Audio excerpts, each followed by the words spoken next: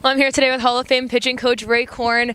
Now, going into this final stretch, what's kind of the mentality within the coaching staff of wanting to be able to get the best players out there on the field, pitchers and in the field, but also the fact that a lot of these guys are really tired, 2 seasons of baseball practically for some of these guys? Yeah, I think everybody's a little bit tired. I think that these kids started playing in maybe the second week in January. They got about 85, 90 games under their belt, and so it's a long season for them. It's a good experience because if they want to go into professional baseball, it's you play it every day, So everybody's a little bit tired. I think you have to find your own inside of you, the motivation you need, to go out there and compete. We've played, 42 games now. We're 1 win away from getting into playoffs. We have 2 games left, and we have to find a way to get the job done. Otherwise, I think everybody go home feel like there's a lot of unfinished business.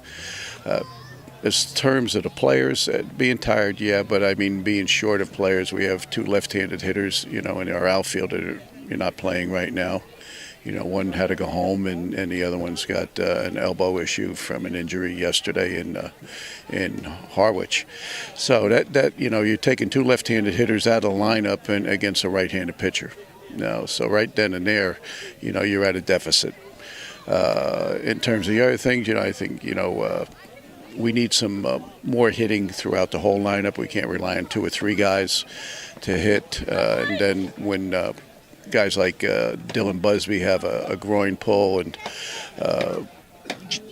Jordan Rogers, who's got a lot of speed, can't run well enough, then when they do get on base, that takes the stolen base out of the equation too. So that's a problem. It's a single, you got to bunt them over. If it's a double, it could have been a triple, and things like this. So it's little things that are multiplying right now. So in terms of our pitching right now, we're short in the starting rotation. I don't know what everybody else is, but we're short in the starting rotation, so we're relying on our bullpen, for a couple of days to come through, and hold guys, down a little bit and give us a chance, later on in the game. And for the most part, they have. I thought Justin today didn't have his real good fastball, and he left a couple up over the middle of the plate, and they put 3 runs on the board. And when you're struggling offensively, it looks like a lot, even though it's not a lot of runs. The relievers did pretty well, I thought. I thought that, James Harrington, again, he left the ball out over the plate. The guy had to sacrifice fly, and I forget how the other run was scored, but it's taxing an offense right now that's short of, a few offensive players. So everything is magnified, and that's just the situation we're in right now. We're going to save Alex House for the last game here against YD. I think would give us our best chance, of getting into the playoffs.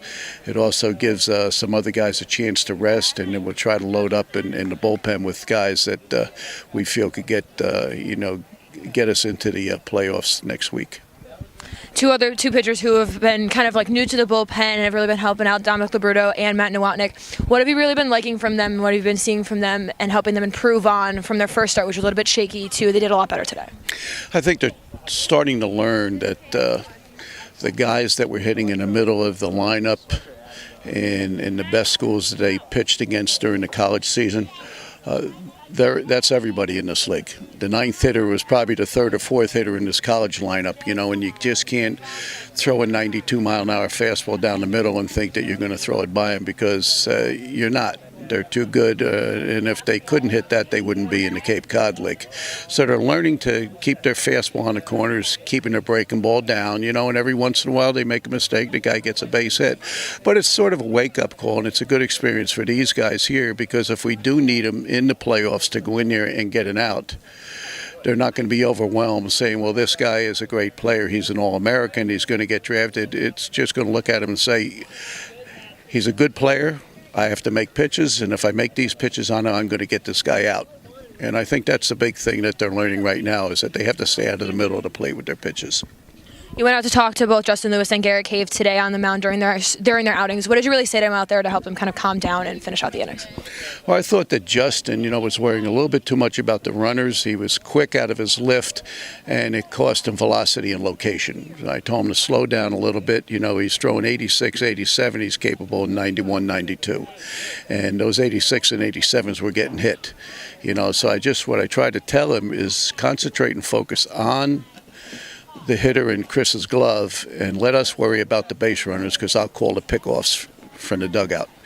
In terms of Cave, he hasn't been used in about 4 days, and anytime you have a closer, you need to use them every 2 or 3 days. Otherwise, they sort of lose the feel, and that's what happened with him. He was around his fastballs. He wasn't over and through them, and they were sinking a little bit, and that's not him. He uses his four-seam fastball, has a little bit of a hop to it, and they're usually away from his arm side. Now, I know it's technical, okay, but away from, and most of his fastballs were to his arm side. So what was going on right there is his feet weren't working with his throwing arm, and so I told him, we're probably not going to use him tomorrow. We will use him the next day against YD if it's a save situation, and that I will be in the bullpen working with him, getting him ready. I'm not going to let him go in again, into a game without being down there with him and getting him so he feels good about his pitches, and he can throw them where he wants to.